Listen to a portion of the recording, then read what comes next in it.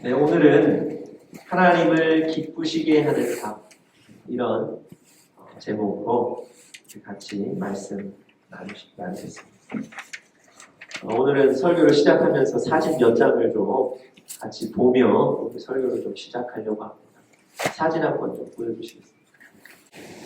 여러분, 첫 번째 사진 제 위에, 왼쪽 위에 있는 사진 보시면 강아지가 아기 머리를 쓰다듬고 있는 사진. 뭐 하는 것 같으세요? 네, 꼭 잘했다고 칭찬해 주는 것 같아요. 사람이 걔를 칭찬하는 게 아니고 강아지가 지금 사람을 칭찬해 주고 있습니다. 그 밑에 있는 그림도 한번 보시겠어요? 아이가 썰매를 끌고 있는데요. 네. 그 썰매 위에 누가 타 있습니까? 네. 보통은 강아지가 썰매를 끌고 그러는데 여기는 아이가 썰매를 끌고 강아지가 썰매 위에 타 있죠. 마지막 그림 한번 같이 보시죠. 엄마로 보이는 여성이 있는데 등에 업은 거 보이십니까? 강아지를 업고 있어요. 등에 강아지를 업고 아들로 보이는 저 조그만 아이는 줄에 매달아서 붙잡고 있죠. 여러분, 저 세 그림, 세 가지 사진 보시면서 공통적으로 어떤 생각이 드십니까? 주인하고 손님하고 바뀐 거죠. 네, 여러분들, 우리 쉽게 말하면 주객이 전도된다 이렇게 얘기하는데 삶의 우선순위가 좀 바뀌어 있는 듯한 모습. 요즘은 워낙에들 강아지들 많이 키우시기 때문에 그저 우리가 웃고 이렇게 넘길 수 있는데요. 만약에 여러분과 저의 신앙에 있어서 예수님과 나와의 위치가 마치 저렇게 바뀌어 있다면 이건 웃고 넘어갈 수 없는 일입니다. 여러분, 우리 신앙이라는 게 뭡니까? 하나님을 내 인생의 주인으로 인정하는 거예요. 그래서 내 마음 가운데 내가 있는 것이 아니라 하나님을, 예수님을 모시는 거예요. 그래서 우리가 귀한 시간 들여 예배 드리는 것 아닙니까? 귀한 물질 들여 예배 드리는 것 아닙니까? 여러분, 혹시 한번 여러분의 상태가 어떠신지 잘 살펴보시기 바랍니다. 혹시 예수님과 나와의 위치가, 관계가 바뀌어 있지 않을까? 좀 잘 살펴보시기 바랍니다. 바울이 디모데에게, 자기의 영적인 아들인 디모데에게 한 가지 권면을 하는데요. 이런 권면을 합니다. 임금이나 높은 지위에 있는 사람들을 위해서 기도하고 그들을 인해서 감사하라. 이런 권면을 합니다. 여러분 어떠세요? 여러분, 나라를 다스리고 있는 우리 위정자들 위해서 여러분들 기도하십니까? 혹시 나라의 권력자들이나 그 위정자들 위해서 간절하게 간구하시거나 그들 때문에 감사하다고 고백하신 적 있으십니까? 여러분, 이거 쉽지 않은 일입니다. 여러분, 위정자들과 우리가 직접적인 관련이 없거든요. 그리고 그들은 우리가 기도하지 않아도 돈도 있고 권력도 있고 사는데 별 문제가 없을 것 같거든요. 그래서 그들을 위해서 기도하는 게, 간절히 간구하는 게 결단코 쉽지 않습니다. 여러분, 그런데 왜 바울이 영적인 아들 디모데에게, 더군다나 에베소 교회의 목회자로 나가는 디모데에게 목회적인 권면보다 왜 임금이나 높은 지위에 있는 사람들을 위해서 기도하라고 권면했을까요? 이게 왜 필요하죠? 여러분, 디모데전서 2장 3절에 그 이유가 나와 있습니다. 우리 한번 같이 읽어보죠. 스크린에 나와 있습니다. 시작. 이것이 우리 구주 하나님 앞에 선하고 받으실 만한 것이다. 여러분, 영어 성경에 이렇게 되어 있죠. This is good and please God. 하나님을 기쁘시게 하는 거라. 여러분, 왜 나와 관계없는 위정자들, 권력자들 위해서 기도해야 됩니까? 다른 이유가 없어요. 하나님이 이것을 원하시기 때문에 그래요. 하나님이 기뻐하시기 때문에 그렇다는 말입니다. 그런데 여러분과 저는 우리의 생각에 나와 직접적인 관련이 없고 또 그들은 내 기도 아니어도 살 수 있는 사람들이기 때문에 기도하지 않는다. 내 뜻대로 살고 있는 거예요. 여러분, 신앙이라는 게 뭡니까? 하나님을 기쁘시게 하는 거예요. 하나님이 원하시는 걸 하는 거예요. 그런데 우리는 잘 생각해 보면 하나님이 원하는 게 아니라 내가 원하는 걸 하고 살아요. 하나님이 기뻐하시는 게 아니라 내가 기쁜 걸 하고 산다는 말이에요.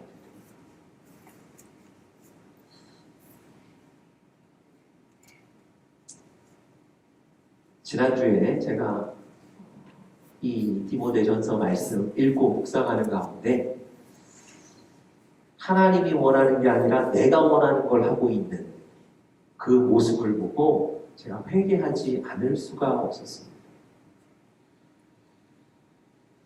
여러분, 하나님을 기쁘시게 하는 삶, 하나님이 원하시는 것을 하는 삶을 사시는 여러분들 되시기를 간절히 축복합니다. 어떻게 하면 하나님이 기뻐하실 수 있을까요? 어떻게 사실 때 하나님이 여러분들 때문에 기뻐하실까요? 오늘 우리가 읽은 이 시편 147편의 본문이 그것을 잘 설명해 주고 있습니다. 우리가 구체적으로 세 가지로 좀 살펴보면서 여러분들 일주일 동안 삶의 은혜가 되고 도전이 되실 수 있기를 간절히 바랍니다.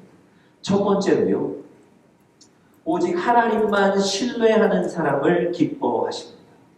오직 하나님만 신뢰하는 사람을 기뻐하십니다.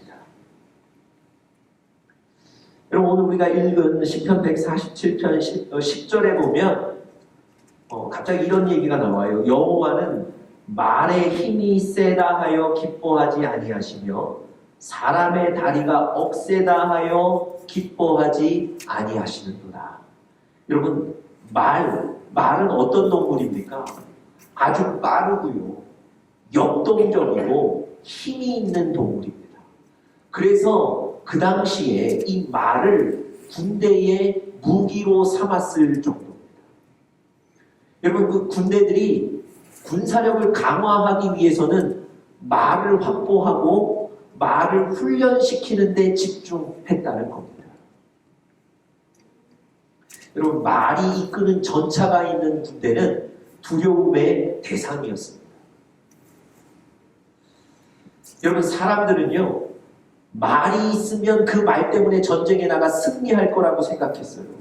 그 말이 승리를 보장할 뿐만 아니라 나를 지켜줄 거라고 믿고 그 말을 신뢰하고 의지했던 겁니다. 그런데 하나님이 뭐라 그러셨다고요? 말의 힘이 세다 하여 내가 기뻐하지 않겠다는 거예요. 사람의 다리는 어떻습니까? 여러분, 군사들에게 생명은요, 빨리 자기 몸을 움직이는 민첩성에 있습니다. 빨리 움직이기 위해서는 다리에 힘이 있어야 되지 않겠습니까? 건강해야 되지 않겠어요? 사람은 그걸 의지한다는 거예요. 자기 몸을 빨리 움직일 수 있는 다리, 그 힘을 의지하며 사는데 하나님은 오늘 10절에 뭐라 그러셨습니까? 사람의 다리가 억세다 하여 내가 그것을 기뻐하지 않는다는 거예요. 여러분, 하나님께서 말의 힘, 또 우리 다리의 힘, 이런 인간적인 조건들을 거부하시는 거예요. 그걸 기뻐하지 않으신다는 얘기는 역으로 하나님만 신뢰하는 사람을 기뻐하신다는 거예요. 여러분과 제가 가진 인간적인 조건 의지하지 않고 그것 내려놓고 하나님을 신뢰하고 의지하면 하나님이 그 사람을 기뻐하신다는 겁니다. 여러분, 그런데 문제는 우리 눈에 보이는 조건들을 다 내려놓기가 쉽지가 않습니다. 그리고 하나님만 의지하는 것이 결단코 쉽지가 않습니다. 사사기에 보시면 여러분들 잘 아시는 기드온의 300용사 얘기가 나옵니다. 이스라엘과 미디안이라는 족속, 두 나라가 싸우는 전쟁 얘기입니다.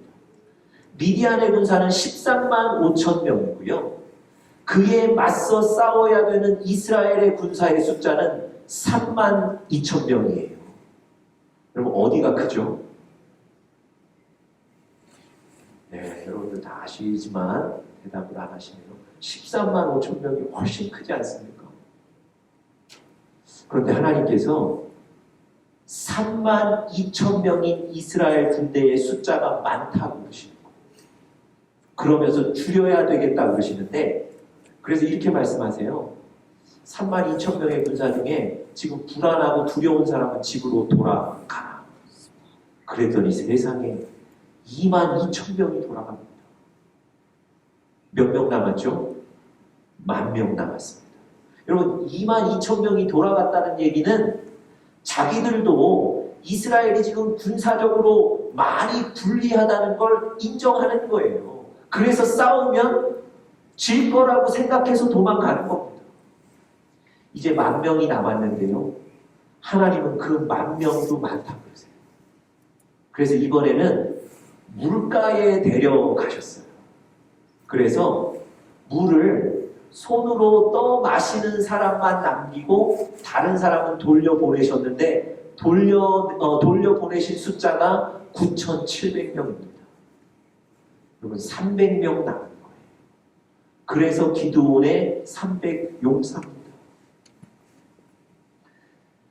여러분 이제 300명 남았는데 하나님이 이제 말씀하세요. 이제 충분하다. 이제 됐다. 그리고 전쟁에 나가 싸우라고 말씀하세요. 여러분 32,000명도 결코 많지 않은 숫자인데 300명 가지고 어떻게 13만 5천 명의 군사와 맞서 싸울 수가 있겠습니까? 만약 여러분이 기드온이라면, 만약 여러분이 300용사 중 한 사람이라면 여러분 전쟁에 나가서 싸우실 수 있겠습니까? 더군다나 황당한 것은요, 무기예요. 아니 300명만 남겨놓으셨으면 정말 강력하고 대단한 무기라도 주셔야 될 텐데 무기가 딱 2가지예요. 하나는 나팔, 하나는 항아리. 나팔은 불고 항아리는 깨는 거예요. 여러분 그들의 작전이 이거예요. 아니 300명의 군사 가지고 그저 나팔 불고 항아리 깨서 어떻게 13만 5천 명의 군사들을 이길 수 있겠습니까? 그런데 기드온과 300명의 용사들이요, 하나님이 나가라 그러니까 정말 13만 5천 명을 향해 나갑니다. 나팔을 불고요, 항아리를 깨며 나갑니다. 여러분 그들이 어떻게 이 불리한 전투에 나갈 수 있었을까요? 하나님을 신뢰하는 것, 그거 한 가지가 이유입니다. 인간적으로는 불리한데, 인간적으로는 가진 무기가 없는데 하나님이 나가면 승리를 주시겠다고 말씀하셨기 때문에, 약속하셨기 때문에 그 하나님 한 분 신뢰함으로 나가는 거예요. 여러분 하나님은 말씀하시면, 하나님은 약속하시면 지키시는 분이십니다.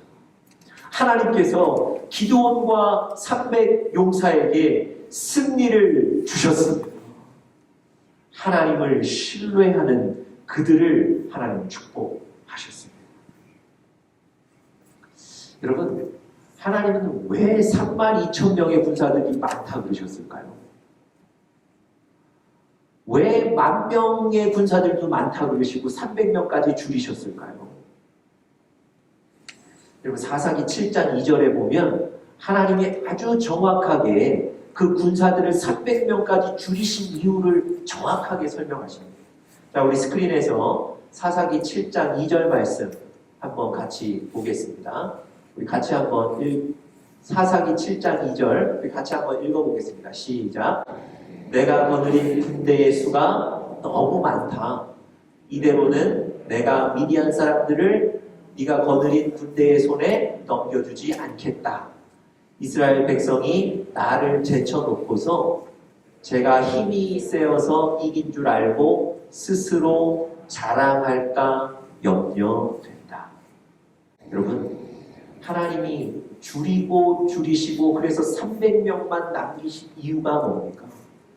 이스라엘 백성들이 조금 남은 자기 힘 의지하지 않기를 원하셨던 거예요. 이스라엘 백성들의 조금 남은 힘마저 완전히 빼버리신 겁니다. 그래서 하나님만 바라보도록, 하나님만 신뢰하도록 만드신 거예요. 여러분, 자동차로 사막 그 모래를 운전하고 지나갈 때 자동차의 바퀴가 모래의 어떤 그 틈새에 빠질 수가 있답니다. 여러분, 그럴 때 가속 페달을 밟으면 그 모래 톱을 나올 수 있을 것 같은데 그 모래 톱이 계속해서 더 깊어지기만 한답니다. 여러분, 그럴 때 좋은 방법이 한 가지 있는데요. 타이어에 있는 그 공기압을 다 빼버리면 너무 쉽게 모래 구덩이에서 나올 수가 있답니다.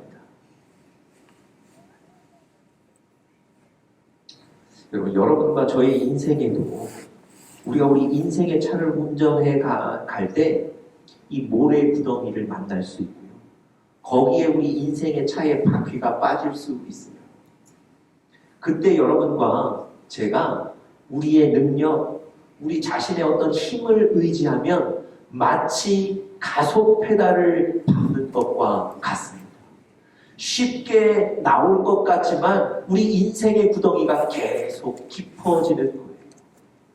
여러분, 그때 우리의 힘을 빼는 거예요. 그때 바로 하나님만 바라보시는 겁니다. 그때 하나님을 신뢰하시는 거예요. 그러면 우리 인생의 모래 구덩이를 쉽게 벗어나게 될 줄 믿습니다. 여러분, 예수님께서 오병이어의 기적을 보여주셨는데요. 그 오병이어의 기적을 보여주신 장소가 바로 빈들이라는 겁니다. 빈들은 아무것도 없는 곳이에요. 무언가 부족하고 모자란 곳, 춥고 외로운 곳이 바로 빈들 광야입니다. 여러분, 예수님께서 그 2만 명이 넘는 사람들을 먹이시기 위해서 제자들에게 물으시잖아요. 너희들에게 무엇이 있느냐? 아무것도 없어요. 돈도 없고 그저 춥기만 합니다. 그들이 뭐라고 대답했죠? 떡 2개와 물고기 2마리와 떡 5개밖에 없습니다. 여러분, 그런 곳이 바로 빈들이라는 겁니다. 그런데 아무것도 없기 때문에 하나님을 바라볼 수 있는 것, 내가 부족하기 때문에 하나님을 신뢰할 수 있는 곳이 바로 그 빈들이라는 겁니다. 여러분과 제가 살아가면서 우리 인생의 빈들을 만나실 수 있어요. 그때는 바로 하나님을 신뢰하실 수 있는 기회입니다. 여러분, 하나님은 하나님을 신뢰하는 자를 기뻐하신다고 분명하게 말씀하셨습니다. 여러분, 그 인생의 빈들을 만나실 때 하나님을 신뢰하시는 여러분들 되시기를 간절히 바랍니다. 두 번째로요, 하나님께서 기뻐하시는 사람, 하나님을 기쁘시게 하기 위해서는 하나님을 경외하는 사람을 기뻐하십니다. 하나님은 하나님을 경외하는 사람을 기뻐하십니다. 11절 말씀에 보시면 이렇게 되어 있죠. 여호와는 자기를 경외하는 자들을 기뻐하신다, 이렇게 얘기합니다. 하나님을 경외한다는 건 하나님을 두려워하는 거예요. 여러분, 하나님을 두려워하는 사람은 어떻게 삽니까? 하나님을 의식하며 살아요. 눈에 보이지 않지만 하나님을 의식하며 산다는 겁니다. 여러분, 집에 홀로 살던 사람이 집에 룸메이트가 들어와서 같이 살게 되면 삶이 달라지죠. 혼자 살 때는 그저 하고 싶은 대로 하면 돼요. 그런데 집에 룸메이트가 들어와서 누군가 같이 살게 되면 그 사람을 의식하지 않을 수 없는 거예요. 혹시 내가 이 음식을 하면 냄새가 많이 날까? 혹시 내가 청소를 하지 않으면 저 사람이 싫어할까? 내가 혹시 우리 집에 친구를 데려오면 저 사람의 삶이 불편할까? 여러분, 이런 생각 왜 하는 겁니까? 지금 나와 같이 살고 있는 그 사람을 의식하기 때문에 이런 생각이 나는 거예요. 드는 거예요. 그래서 조심하게 되지 않습니까? 여러분, 하나님을 두려워한다는 것, 하나님을 경외한다는 것, 눈에 보이지 않지만 그 하나님을 의식하며 사는 거예요. 하나님이 기뻐하실까? 아니면 하나님이 싫어하실까? 하나님이 마음 아파하실까? 그걸 의식하며 사는 것. 그게 바로 경외하는 겁니다. 여러분, 이스라엘 백성들이 애굽에 종으로 살 때가 있었습니다. 그때 정말 학대받으면서 비참하게 하루하루를 살아가고 있었습니다. 그런데요, 하나님께서 축복하셔서 이스라엘 백성의 숫자, 그러니까 인구적인 숫자는 줄지 않았어요. 그래서 애굽에서 이스라엘의 숫자가 계속 늘어갑니다. 그러니까 애굽의 왕이 그 늘어나는 이스라엘의 숫자 때문에 위협을 느낀 거예요. 야, 이렇게 이스라엘 백성들의 인구가 늘어나면 안 되겠다. 이걸 놔두면 안 되겠다. 그래서 한 가지 명령을 내리는데 그게 무슨 명령이냐면 남자 아기가 태어나거든 그 남자 아기를 다 하수에 던져서 죽이라는 거예요. 그 명령을 누구에게 내렸습니까? 히브리인들 중에 산파들에게 내렸어요. 아기 낳을 때 돕는 부인들에게 이 명령을 내렸습니다. 그런데 여러분, 그 히브리 산파들이 애굽 왕이 내린 이 명령을 지키지 않았어요. 거부했어요. 아들이 태어나도 그 아들을 살렸습니다. 여러분, 한번 생각해 보세요. 어떻게 절대 권력이었던 애굽의 왕이 직접 명령한 것인데 어떻게 그걸 거부할 수 있었을까요? 자기가 상해를 받을 수도 있는 그런 상황인데 어떻게 그 왕의 명령을 거부했을까요? 그럼 출애굽기 1장 17절에 보니까 그 이유도 명확하게 나와 있습니다. 보십시오. 그러나 산파들이 하나님을 두려워하여 애굽 왕의 명을 어기고 남자 아기를 살렸다 그랬어요. 산파들이 남자 아이를 살려두었습니다. 왜요? 하나님을 두려워하여. 하나님을 두려워하였다는 얘기는 하나님을 의식하며 사는 거예요. 눈에 보이는 왕의 명령보다 눈에 보이지 않지만 하나님을 더 두려워하며 산 겁니다. 여러분, 이게 바로 하나님을 경외하는 거예요.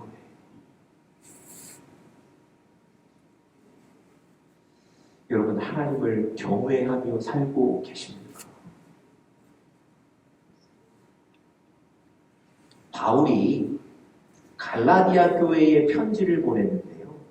그 편지 서론에 보시면 저주라는 단어가 2번 등장합니다. 바울이 갈라디아 교회 교인들을 책망하는데 저주라는 단어를 써가면서 질책하는 거예요. 여러분, 갈라디아 교회에 물론 문제가 있었지만 그럼에도 불구하고 저주라는 이런 단어까지 써가면서 질책해야 됐을까요? 여러분, 바울이 이 저주라는 단어를 쓴 근본적인 이유가 뭐였을까요? 갈라디아서 1장 10절에 보시면 이런 구절이 있습니다. 그 이유를 말씀하시는 구절이 있는데요. 제가 한번 읽어보겠습니다. 이제 내가 사람들에게 좋게 하랴, 하나님께 좋게 하랴, 사람들에게 기쁨을 구하랴. 내가 지금까지 사람들의 기쁨을 구하였다면 그리스도의 종이 아니니라. 물론 자기의 간증을 한 것이지만 갈라디아 교회 교인들에게 얘기하는 거예요. 무슨 얘기입니까? 당신들은 지금 하나님을 기쁘게 하거나 하나님을 의식하며 하나님을 좋게 하지 않는다는 거예요. 오직 우리 스스로를 좋게 하며 살아간다는 거예요. 다시 말씀드리면 갈라디아 교회 교인들이 하나님을 의식하며 살지 않는다는 거예요. 바울은 지금 하나님을 의식하지 않고 사는 그 갈라디아 교회 교인들의 문제를 심각하게 여기는 겁니다. 여러분과 제가 그리스도인으로 살면서 하나님을 기쁘시게 하기 위해서는요, 눈에 보이지 않지만 하나님을 두려워하셔야 돼요. 그 하나님을 의식하며 사시는 우리 영적인 가족들 되시기를 간절히 축복합니다. 마지막 세 번째로요, 하나님을 기쁘시게 하는 삶. 세 번째, 하나님의 인자하심을 바라는 자들을 기뻐하십니다. 하나님의 인자하심을 바라는 자들을 기뻐하십니다. 11절 제가 다시 한번 읽어보겠습니다. 여호와는 자기를 경외하는 자들과 그의 인자하심을 바라는 자들을 기뻐하시는도다. 오늘 시편 저자가 분명하게 밝히죠. 하나님의 인자하심을 바라는 자들을 하나님이 기뻐하신다는 겁니다. 여러분, 인자하심, 영어 성경에 보니까 결코 실수하지 않으시는 정확한 하나님의 사랑을 인자하심이라고 얘기합니다. 여러분, 하나님은 여러분과 저를 사랑하시고 우리에게 사랑을 베푸시는데요, 그 사랑이 결단코 실수하지 않는 사랑이라는 겁니다. 여러분과 저에게 너무도 정확한 사랑을 하나님이 베푸신다는 겁니다. 그럼 보통 이 인자하심에 관한 얘기를 할 때는요, 하나님의 인자하심을 찾을 때는 좀 상황이 어려울 때 인자하심을 찾죠. 오늘 본문도요, 시편 147편도 우리가 전체를 다 읽지는 않았지만 2절, 3절 읽어보시면 이스라엘 백성들이 아주 어려운 상황에 처해 있다는 걸 아실 수 있어요. 2절 보시면 여호와께서 예루살렘을 세우시며 이스라엘의 흩어진 자들을 모으시고, 또 3절 상심한 자들을 고치시고 그들의 상처를 싸매신다. 흩어진 자, 상처가 있는 자, 그들의 상처를 싸매신다. 상심한 자, 뭐 이런 단어들이 이스라엘 백성들의 그 어려운 환경을 설명해 주는 그런 단어죠. 여러분, 이렇게 어려울 때 이스라엘 백성들이 하나님께 눈을 돌리는 거예요.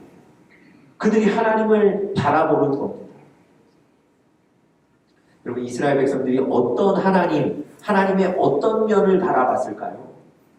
어떤 면을 하나님의 어떤 면에 집중하고 있을까요? 5절, 6절에 보시면 그것을 잘 설명하고 있습니다. 우리 주는 위대하시며 능력이 많으시며 그의 지혜가 무궁하시도다. 여호와께서 겸손한 자들은 붙드시고 악인들은 땅에 엎드러뜨리시는도다. 여러분 보세요.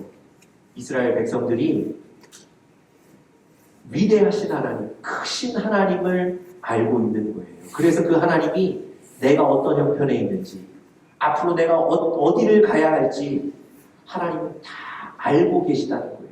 그 하나님을 바라보는 겁니다. 뿐만 아니라 겸손히 하나님을 붙잡는 나는 하나님이 분명히 살리실 것이고 악인들은 하나님이 심판하실 것이다. 이런 하나님을 알고 있기 때문에 그 하나님을 바라보는 거예요. 여러분, 이게 바로 하나님의 실수하지 않으시는 사랑입니다. 이게 바로 하나님의 인자하심인 거예요. 여러분과 저도 우리를 향해 사랑을 베푸시되 실수하지 않으시는 그 하나님을 바라봐야 될 줄 믿습니다. 그 하나님께 소망을 두는 자, 하나님이 기뻐하신다는 거예요. 여러분은 어디에 소망을 두고 살아가고 계십니까? 혹시 여러분의 자녀들에게 여러분의 막 인생을 거셨습니까? 다른 가족들에게 혹은 친구들에게, 이웃들에게 여러분의 소망을 두셨습니까? 아니면 더 좋은 환경에 소망을 두고 계십니까? 여러분, 멈추셔야 돼요. 인자하신 하나님께 소망을 두셔야 합니다.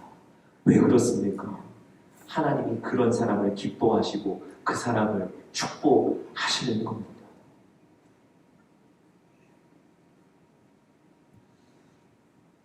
제가 마지막 얘기 하나만 좀 드리고 오늘 설교를 마치겠습니다. 지난주에 제가 꿈을 꿨습니다. 꿈을 꾼 그날 얼마나 하루 종일 몸이 얼마나 피곤했는지 모릅니다.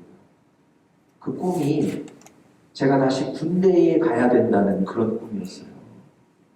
그럼 저는 분명히 청년 시절에 30개월 군복무를 하고 왔습니다. 그런데 꿈속에서 다시 제가 군대를 가야 된다는 거예요.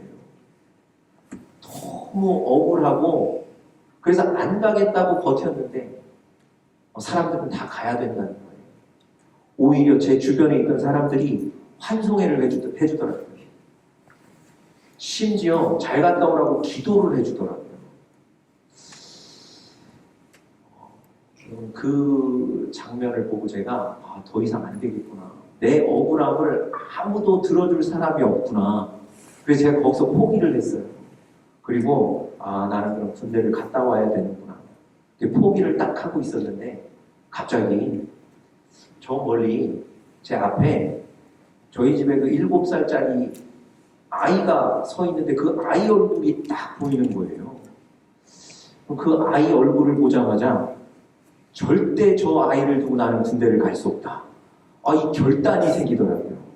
그러면서 아무도 내 얘기를 들어주지 않지만 다시 항의하는 거예요. 나는 절대 갈 수 없다. 그럼 그렇게 발버둥치다가 꿈에서 깼습니다. 그러니 그 하루가 얼마나 피곤했겠습니까? 그럼 제가 이 얘기를 드리는 이유는 다른 게 아니고요. 그때 제가 잠에서 깨면서 다른 것보다 이걸 느꼈어요. 야, 자녀, 아이 향한 부모의 마음이 이런 건가? 무언가 포기할 만했는데 그것을 다시 포기를 돌이키고 붙잡게 하는 게 이게 사랑인가? 그런 마음이 제 머릿속에 얼른 들었습니다. 여러분, 하나님이 자녀된 여러분 한 분 한 분을 보고 계십니다. 자녀된 여러분 한 분 한 분을 보시고 결단코 여러분과 저를 놓치지 않으십니다. 여러분과 저를 보시고 하나님께서 인자하신 그 사랑을 베푸시는 줄을 믿습니다. 그 인자하심을 기대하고 소망을 거기에 두시는 우리 사랑하는 영적인 가족들 되시기를 간절히 축복합니다. 다 같이 기도하겠습니다.